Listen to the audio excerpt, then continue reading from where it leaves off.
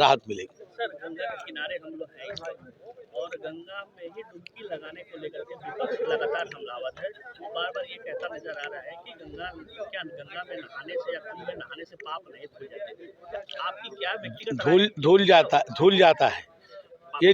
हाँ, ये सनातनी जो है, जो भारतीय संस्कृति और सभ्यता को मानता है, ये मानता है कि ये धुल जाता है, और जो जो नहीं मानता है उसको ये लगता है कि नहीं धुलता है।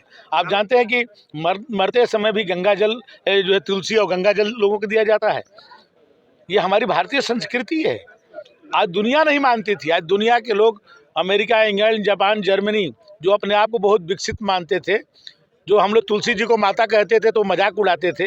आप कोरोना में देखें कि सब तुलसी जी का काढ़ा पीकर अपना जीवन बचा रहे हो, तब उनको लगा कि माँ क्या होती है।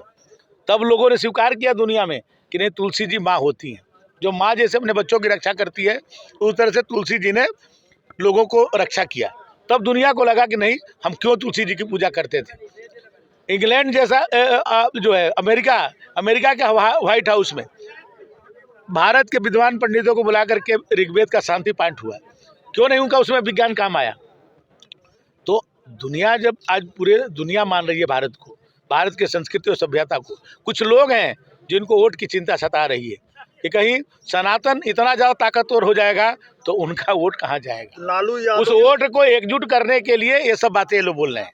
लालू यादव कहना है कि कुंभ सब फालतू चीज है, क्या कहेंगे? देखिए, लालू जी खुद जो है छठ मानते हैं। आप देखिए, छठ की पूजा में खुद व्रत रहते हैं, गंगा जी के गोद में खुद जो है वो अर्घ देते हैं। तो ये तो केवल राजनीति की भाषा है, लोग बोल रहे हैं, ऐसा नहीं, मन से ये लोग खुद जो है जानते हैं कि गंगा जी में क्या ताकत है। फालतू कहा है उन्होंने? गंगा जी में क्या ताकत है सबको पता है। सर, मंत्री जी, जिस तरह से यहाँ करोड़ों लोग कुंभ में पहुंच रहे हैं और तमाम हादसे भी हो चुके हैं, ये भी रिपोर्ट आ रही है कि उस पूरे महाकुंभ में बीजेपी के और आरएसएस के कार्यकर्ता जो है वो भी लगाए गए हैं एज ए वॉलंटियर।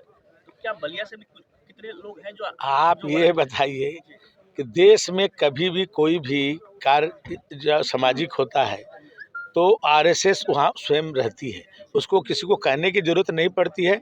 हर जगहों पर आरएसएस, बनवासी कल्याणाश्रम, इंजीनियर, डॉक्टर, आईआईटीएन, जो पूरे पढ़ाई करके जो हिंदुस्तान के जो हमारे क्रीमी यूथ हैं, जो बौद्धिक दृष्टि से मजबूत हैं, वो अपने जीवन को समर्पित किए हुए हैं वनवासियों के बीच में काम करने के लिए, और हजारों लाखों की संख्या में काम कर रहे हैं। तो ये संघ हर जगह लगता है, केवल कुंभ में नहीं। आप कहीं भी आप देखते हो कि अभी जब कोरोना आया था तो लोग घरों में छुप करके बैठे हुए थे।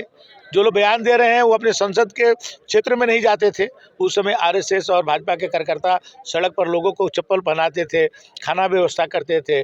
और इसमें कितने लोग, हमारे कई मंत्रियों का देहांत हो गया, कई हमारे जिलाध्यक्ष जो आज हमारे बीच में नहीं है, हमारे कई ऐसे कार्यकर्ता हैं जो आज हमारे बीच में नहीं है, अपने जीवन को बलिदान करके लोगों की रक्षा करने का काम। सर, लगभग कितनी संख्या होगी सर? एक आंकड़ा है क्या इस तरह का?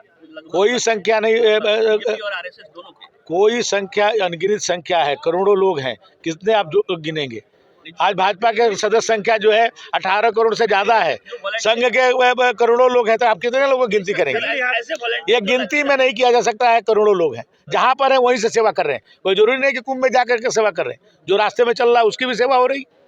दिल्ली रेलवे स्टेशन पर हादसे के बाद तेजस्वी यादव का बयान आया है कि घाट स्टेशन से लेकर घाट तक लोग मर रहे हैं, सरकार की व्यवस्था चौपट हो गई है, क्या कहेंगे?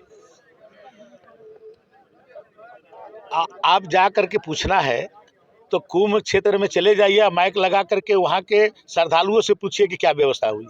जो दिल्ली में घटना ये वो लोग बोल रहे हैं कि जब कुंभ शुरू नहीं हुआ था तब से बोल रहे हैं, कुंभ शुरू नहीं हुआ था तब से निगेटिव बोल रहे थे और अभी भी निगेटिव बोल रहे हैं। तो दिल्ली में घटना, देखिए, सोए हुए व्यक्ति को जगाया जाता है ना। आज जो जग करके सोने का नाटक करे तो उसको क्या जगाएंगे। तो ये लोग को विरोध में बोलना ही है तो उनको आप क्या कहेंगे। उनको विरोध में जो भी अच्छा काम होगा उसको विरोध करेंगे, जो भी भारतीय संस्कृति और सभ्यता को मजबूत करने का काम होगा उसका विरोध करेंगे। दुनिया के कई देशों के राष्ट्राध्यक्ष आकर डुबकी लगा रहे, दुनिया के कई देशों के लोग आकर के वहाँ पर डुबकी लगा रहे अपने जन्म को धन्य कर रहे हैं, और इन लोगों को लगता है कि ये भी आकर के गुपचुप ढंग से लगा रहे हैं। ऐसा नहीं है, वो नहीं लगा रहे हैं, उनके परिवार के लोगों को स्वयं आकर के छुप करके लोग स्नान कर रहे हैं। तेजस्वी यादव का ये कहना है कि दिल्ली में जिस तरह से हादसा हुआ रेलवे स्टेशन पर, उसकी जिम्मेदारी किसकी है? ये जिम्मेदारी तय होनी चाहिए, क्या कहेंगे? देखिए, कोई भी घटना होती है उसकी जांच होती है, और जांच में जो भी दोषी पाया जाता है उस पर कार्रवाई होती है। सर एक चीज है सर, रेलवे में जिस तरह से जो भीड़ जो जुट रही है, इसमें तमाम ऐसे लोग हैं सर जिनके पास टिकट है, वो ट्रेनों में चढ़ नहीं पा रहे हैं। उनके टिकट क्या उनके लिए कोई रेलवे की तरफ से कोई रियायतें नहीं बननी चाहिए जो टिकट ट्रेन में चढ़ नहीं पा रहे हैं? पूरा देश चल पड़ा है, पूरा देश जो है कुंभ की तरफ चल पड़ा है। आप जाकर के देखिए तो जिनके पास आज जो है गोवा से लेकर के अंडमान निकोबार तक के लोग जो है वहाँ आ रहे हैं। कोई देश का कुछ बचा है क्या जहाँ से लोग नहीं आ रहे? और प्रश्न वो नहीं है, जिसके पास टिकट है वो भी परेशान है, वो चढ़ नहीं पा रहा है सर, चढ़ ट्रेनों में। नहीं कहीं पा और जाना चाह रहा है, मान लीजिए वो नहीं चढ़ पा रहा ट्रेनों में भीड़ की वजह नहीं, से। संख्या हर जगह ज़्यादा है, आशा से कई गुना ज़्यादा लोग जो है निकले हैं घरों से। वो लोग चाहते हैं कि कुंभ में जाकर के अपने जीवन को धन्य करें।